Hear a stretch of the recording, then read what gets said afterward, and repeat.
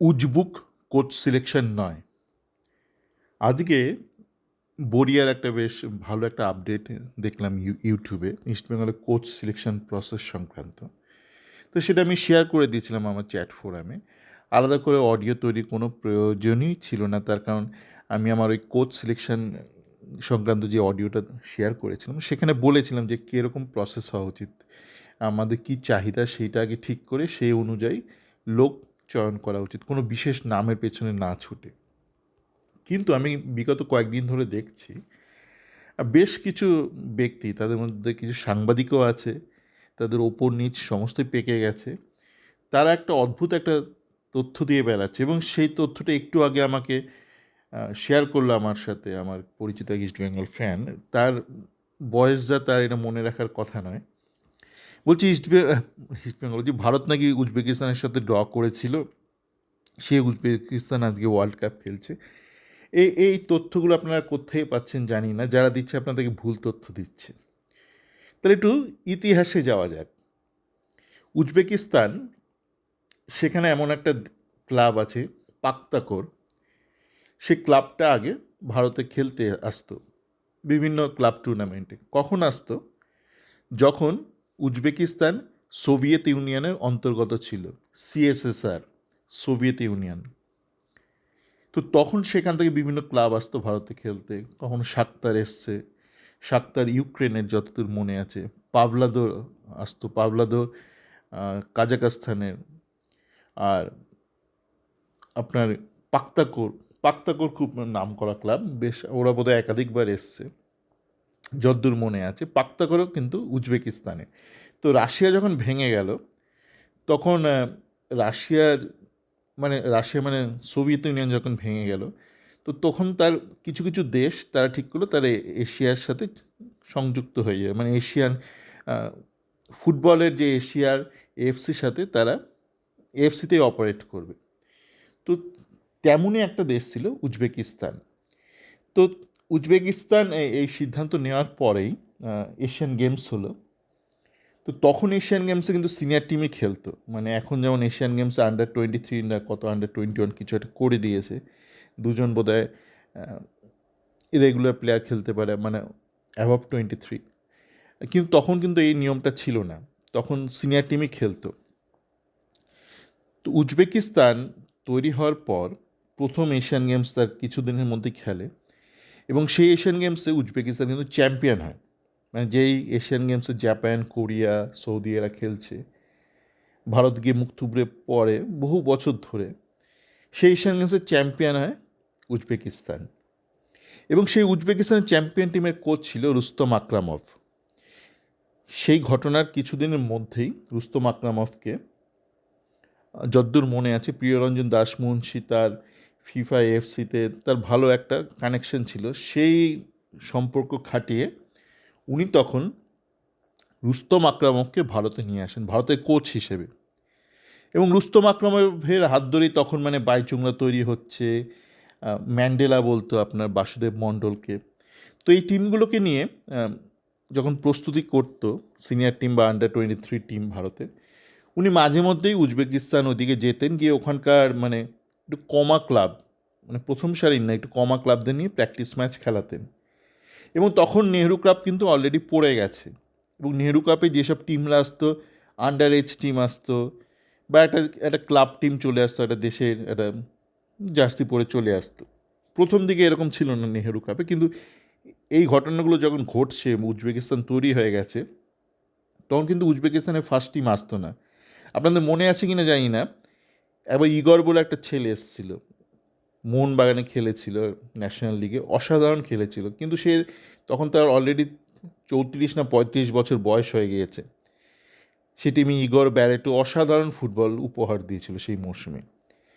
তো এই যে একটা গল্প ছাড়া হচ্ছে বাজারে যে ভারত হারিয়েছিল উজবেকিস্তানকে, সেটা উজবেকিস্তানের সিনিয়র টিম নয়।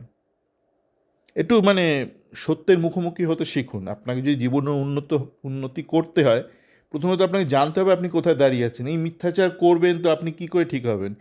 আপনার ধরুন শরীরে চুলকানি, আপনি ডাক্তারের কাছে গিয়ে বলছেন না না আমার কিছুই হচ্ছে না, তো ডাক্তার আপনাকে ওষুধও দেবে না। তা আগে মিথ্যে বলাটা একটু বন্ধ করতে হবে, প্রত্যেকে বন্ধ করতে হবে। এবার কোচের বিষয়ে আসি। যেটা বড়িয়া বলল যে এই মুহূর্তে 6জন কোচ রয়েছে শর্টলিস্টেড, বাকিদের 4জনের নাম আপনারা জানেন, যেগুলো মানে আইএসএলের কোচ। তারা প্রত্যেকেই ভালো। হাবাসের বয়স সংক্রান্ত একটু সমস্যা আছে, আমি বলেছিলাম আমার ব্যক্তিগত অভিমত। তাছাড়াও বড়িয়া বলল আরও 2জন কোচ রয়েছে, একজন আর্জেন্টাইন আর একজন উরুগুয়ে। তো এই বিষয়ে আমি বলতে চাই, দেখুন আপনাকে প্রথমে জানতে হবে আপনার কী প্রয়োজন। আপনার কিন্তু নাম প্রয়োজন নয়, আপনার কি প্রয়োজন।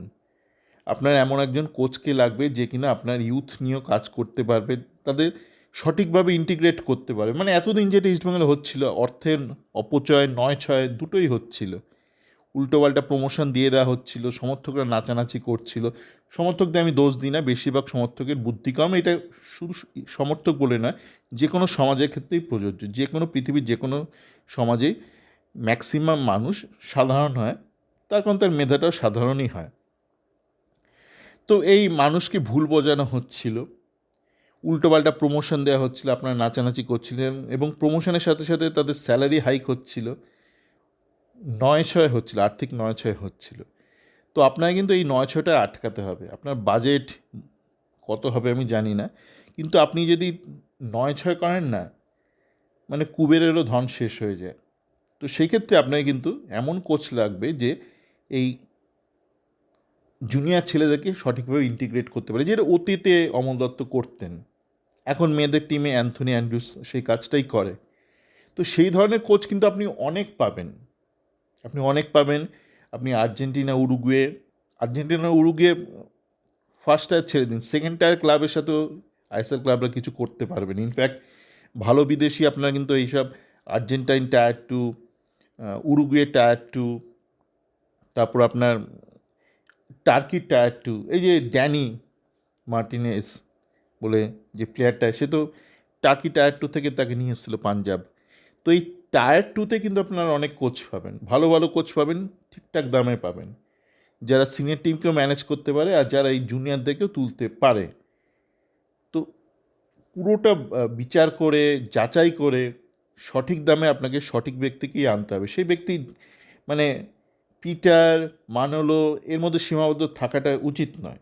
আপনি যদি মনে করে ওরকম মানের বা ওর থেকে বেটার কিছু পাচ্ছেন কোচ, ঠিক দামে পাচ্ছেন, তাহলে সেই সিদ্ধান্তটা নেওয়া উচিত। সে যেই ব্যক্তি হোক, XYZ, ডাজেন্ট ম্যাটার।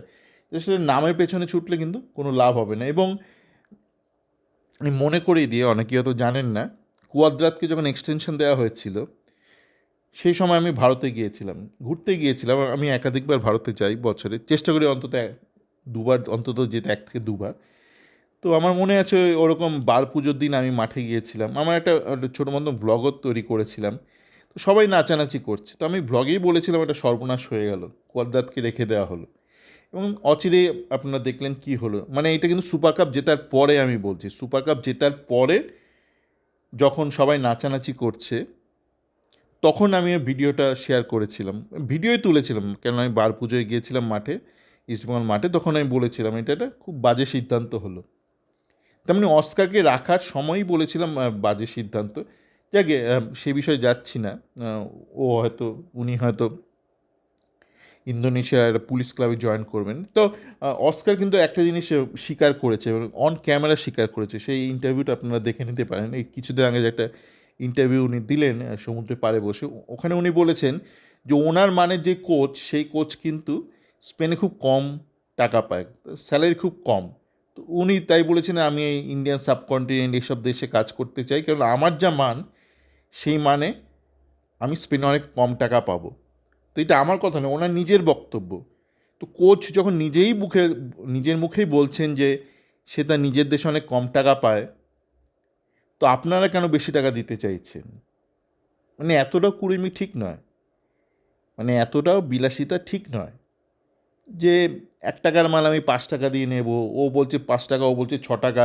আমার মনে পড়ছে আমাদের কলেজে তখন ম্যাগাজিন রুম থাকতো হস্টেলে। তো ওরকম মাঝে মধ্যে ম্যাগাজিন পুরনো হয়ে গেলে হস্টেলের ছেলেদের মধ্যে হতো, অকশান হতো। পুরনো ম্যাগাজিন, তখন মানে খুব জনপ্রিয় ছিল ম্যাগাজিন, ডিজিটাল যুগের আগে, ওই মুভি স্টারদের, অ্যাক্ট্রেসদের ছবি। তো তখন অনেক সময় এরকম হতো যে এ এত টাকা বলছে, অত টাকা বলছে, তো অরিজিনাল যে দাম তার থেকে বেশি দামে বিক্রি হতো সেই ম্যাগাজিন।